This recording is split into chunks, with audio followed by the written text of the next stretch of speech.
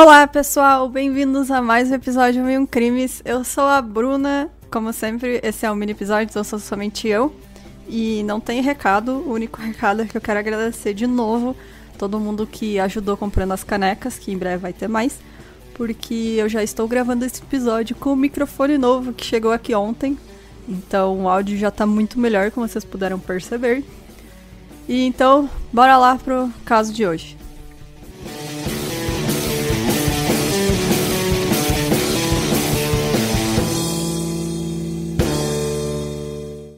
O Bernard Hugo Goetz nasceu no dia 7 de novembro de 1947 no Queens, em Nova York. Ele era o caçula de 4 irmãos. O seu pai era dono de uma empresa de encadernação e de uma fazenda de laticínios.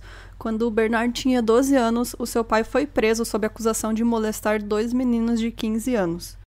Depois de ir para um colégio interno na Suíça por algum tempo, o Bernard retornou aos Estados Unidos e aí ele se matriculou na Universidade de Nova York, onde se formou em engenharia elétrica e nuclear. No final da década de 70, ele possuía e operava uma pequena empresa especializada em calibrar equipamentos eletrônicos de última geração. Ele afirmou que em janeiro de 81 foi atacado na estação de metrô de Canal Street, enquanto ele transportava equipamentos eletrônicos. 3 jovens tentaram roubar ele e jogaram ele no chão, fazendo com que ele se machucasse o joelho. 2 dos atacantes escaparam e o que foi preso passou apenas algumas horas na delegacia. E aí o Bernard ficou extremamente irritado e antes do final daquele ano solicitou uma licença para portar uma pistola, que ele usaria escondida, com a justificativa de que fazia transporte rotineiro de equipamentos valiosos e grandes somas de dinheiro. Mas o pedido dele foi negado. Isso não impediu ele de comprar um revólver calibre 38 durante uma viagem para a Flórida. Em 22 de dezembro de 1984, 4 jovens, Barry Allen, Troy Kent, Derek Cabey e James Ramsur, eles foram baleados e feridos pelo Bernard Goetz depois de se aproximarem dele em um metrô na cidade de Nova York. Segundo o testemunho do Bernard, esses rapazes se aproximaram dele assim que ele se sentou no banco do metrô e o Troy perguntou, "Como você está?" E o Bernard respondeu bem. E em seguida eles pediram que ele desse $5 para ele, e aí quando o Bernard se recusou a dar o dinheiro, o Troy teria respondido, "Me dê seu dinheiro." Diz o Bernard que ele acreditou que ele ia sofrer outro assalto, e aí ele se levantou, pegou a arma que ele estava carregando com ele, naquele dia, como ele sempre carregava, e atirou contra os 4 jovens. O Troy e o James testemunharam no julgamento que apenas pediram dinheiro, mas não chegaram a exigir nada, só pediram, tem uns trocados aí. Os outros passageiros que estavam assustados, e aí eles correram para o outro lado, saindo do vagão, e 2 mulheres que estavam mais próximas do tiroteio ficaram no vagão caídas e paralisadas de medo. O Bernard tinha conversado com elas para garantir que elas não estavam machucadas, e aí nesse momento ele foi abordado pelo condutor do trem, que perguntou se ele era policial, porque ele estava portando uma arma e atirando no meio do metrô. O Goetz disse que não e disse, como justificativa, eles tentaram me roubar. E aí, quando o condutor pediu que ele entregasse seu revólver, o Goetz disse que não ia entregar, e aí pulou para fora, para os trilhos, e correu através do túnel até a estação de Chambers Street. Ele foi para casa pegar alguns pertences, depois ele alugou um carro e dirigiu para o norte até Bennington, Vermont, onde ele queimou a jaqueta que ele usava e desmontou o revólver, espalhando as peças na floresta ao norte da cidade. Ele dirigiu pela Nova Inglaterra por vários dias, ficando em motéis, usando nomes falsos e pagando sempre em dinheiro. O Goetz voltou à cidade de Nova York em 30 de dezembro, e aí ele pegou algumas roupas e documentos comerciais em seu apartamento, alugou outro carro e voltou para Nova Inglaterra. E pouco depois do meio-dia do dia seguinte, ele entrou na sede da polícia de Cornwood, em New Hampshire, e disse para o policial de plantão, "Eu sou a pessoa que eles estão procurando em Nova York."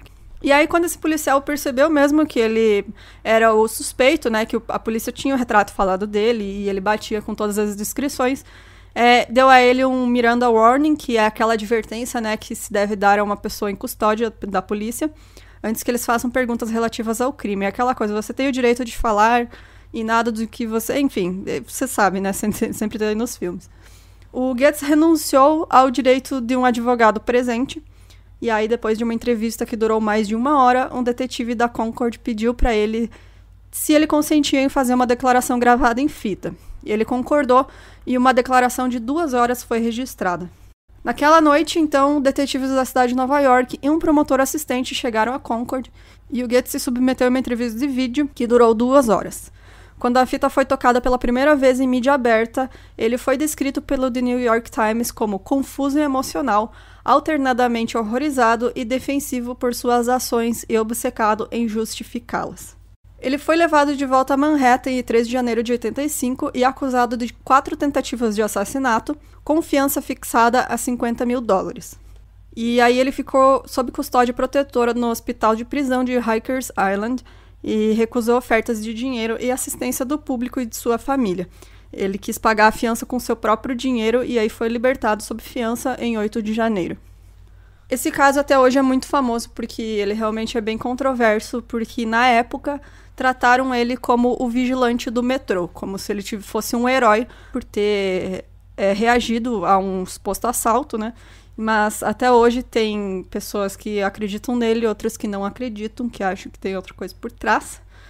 Mas até o final do episódio, espero que vocês tenham feito a opinião de vocês já sobre este caso.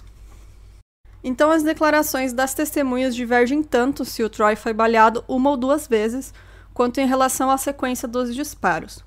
Alguns acreditavam na versão do incidente contada pelos 4 homens, de que eles estavam apenas em um conflito, discutindo, e mais tarde essa visão foi desacreditada quando Daryl Cabby, que ficou paralisado com um tiro do Goetz, admitiu em uma entrevista do jornal que seus amigos realmente pretendiam roubar o Goetz, que, na visão deles, parecia uma isca fácil.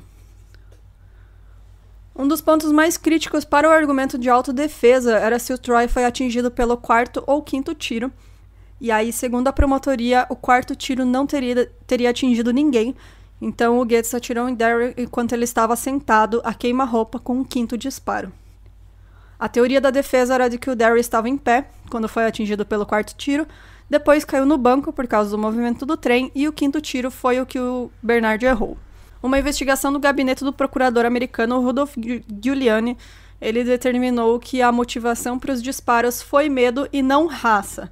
Em uma entrevista com Stone Phillips, da Dateline NBC, o Goetz admitiu que o seu medo aumentou pelo fato dos possíveis assaltantes serem negros.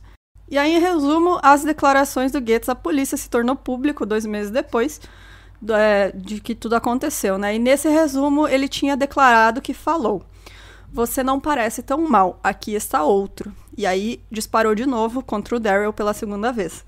E o Goetz negou em vários momentos que fez essa declaração. E aí, no julgamento, uma testemunha declarou que o Goetz se aproximou do Daryl, que estava sentado, depois demonstrou como ele estava diretamente na frente do rapaz e disparou para baixo. A descrição correspondia com as declarações publicadas pelo próprio Goetz. 8 outros testemunhas depuseram que todos os tiros aconteceram em rápida sucessão. Um deles disse que os disparos duraram cerca de 1 segundo e nenhuma das 8 testemunhas ouviu uma pausa antes do último tiro. E ninguém também viu que o Goetz estava em pé na frente do Cabby. Então, no primeiro julgamento em 87, um júri que era predominantemente branco absolveu o Goetz de tentativa de assassinato e ele foi condenado apenas por posse criminosa de arma por portar uma arma não licenciada em local público. Ele foi condenado a 6 meses de prisão, posteriormente prorrogado para 1 ano por um tribunal de apelação, mas ele cumpriu apenas 8 meses dessa sentença. Então, como eu comentei antes, alguns viram esse incidente como racial, com o Goetz sendo branco, e os 4 jovens negros, e o veredito do júri como um golpe nas relações raciais. O Benjamin Hughes, que era diretor na ACP, que chama a Associação Nacional para o Progresso de Pessoas de Cor, nos Estados Unidos, ele disse o seguinte: o veredito do júri foi indesculpável. Foi comprovado, de acordo com suas próprias declarações, que Goetz fez o tiroteio e foi muito além do domínio da autodefesa. O representante Floyd Flake concordou e disse o seguinte: eu acho que se um preto tivesse matado 4 brancos, o pedido de pena de morte teria sido quase automático. Não tá errado, né? A linguagem racial do Goetz sobre as atividades criminosas na 14th Street também foram feitas em uma reunião na comunidade 18 meses antes do tiroteio. E aí dizem que a declaração dele foi a seguinte: a única maneira de limparmos essa rua é livrar-nos dos espiões e dos negros. E isso foi usado como evidência da motivação racial para esse tiroteio, e aí líderes políticos e religiosos negros pediram 2 vezes investigações federais sobre direitos civis, sobre esse caso. Então, um mês depois do tiroteio, os advogados do Darrell Cabby, eles entraram com uma ação civil contra o Getz, e o caso foi julgado só em 96. O Ron Kuby, que era o advogado do Darrell, retratou o Getz como um agressor racista, e aí o júri constatou que ele agiu de forma imprudente e infligiu deliberadamente sofrimento emocional a Darrell Cabby. Os jurados afirmaram que o Getz ter atirado no Darrell 2 vezes foi um fator-chave na decisão, porque isso já não implicaria legítima defesa, né, você atirar mais de uma vez. E o júri concedeu ao Darrell 43 milhões de dólares, 18 milhões por dor e sofrimento e 25 milhões em danos punitivos. O Getz acabou declarando falência, dizendo que as despesas legais o deixaram quase sem um tostão, e o juiz do Tribunal de Falências dos Estados Unidos decidiu que o valor de 43 milhões não poderia ser descartado pela falência. E quando questionado em 2004 se ele estava pagando essa sentença, ele respondeu: "Eu não acho que paguei 1 centavo por isso", e encaminhou qualquer pergunta sobre o assunto para o seu advogado. Em novembro de 2013, aos 65 anos, o Getz foi preso sob acusações de vender maconha a um policial disfarçado em Nova York. E em 2014, essas acusações foram retiradas por um juiz que diz que os promotores demoraram muito para levar o caso a julgamento. Ele ainda mora no mesmo apartamento em Manhattan e chegou a concorrer a prefeito de Nova York em 2001. A plataforma dele de prefeito, né, como candidato, propunha a instalação de menus vegetarianos em escolas, prisões e instalações de saúde mental, e ele chegou a alegar que não teria sido abordado no metrô pelos adolescentes se ele fosse vegetariano naquela época, porque, segundo ele, os vegetarianos têm um karma melhor. Perguntem para a Fábio se isso é verdade. O Getz disse em uma entrevista em 2017 que ele não se arrependia do tiroteio. Ele disse o seguinte: "Eu não acho que é o tipo de coisa que você se arrepende. Há muitas coisas na minha vida que eu me arrependo e cometi muitos erros. Eu não acho que isso foi um deles." Então, até hoje, se vocês procurarem, tem vídeos no YouTube vários sobre esse caso, analisando tanto o contexto daquela época, que Nova York era realmente muito mais violenta do que... ainda hoje hoje em dia, né? Mas naquela época era bem, bem violenta mesmo. E analisando todo esse contexto social de raça também, e como a mídia cobriu esse caso, como a opinião pública, né, foi construída. Então, eles se dividem basicamente em 3 visões diferentes, que seriam a primeira de que ele estava certo, que ele é realmente o vigilante do metrô, que só se defendeu e salvou as ruas de 4 meninos violentos. A segunda é de que as pessoas acreditam nos 4, né? De que eles estavam pedindo só um dinheiro para jogar videogame e acabaram discutindo com ele. E a terceira acredita que ele se sentiu mesmo ameaçado, mas que não é justificado o que ele fez, que foi atirar tantas vezes contra esses jovens que estavam desarmados.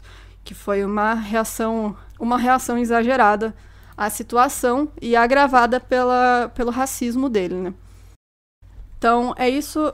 Contem pra gente o que vocês acham. Pode postar lá no nosso grupo no Facebook. Quer mandar mensagem pra gente no Instagram também. E tem também o nosso e-mail, que é meioincrimes@gmail.com. Se você quiser mandar sugestão de caso, história de ouvinte ou qualquer coisa, pode mandar pra gente lá. E se você quiser nos apoiar, entra no nosso site meioincrimes.com.br, que vai ter o botãozinho de apoio. E ficamos por aqui. Até semana que vem, gente. Tchau!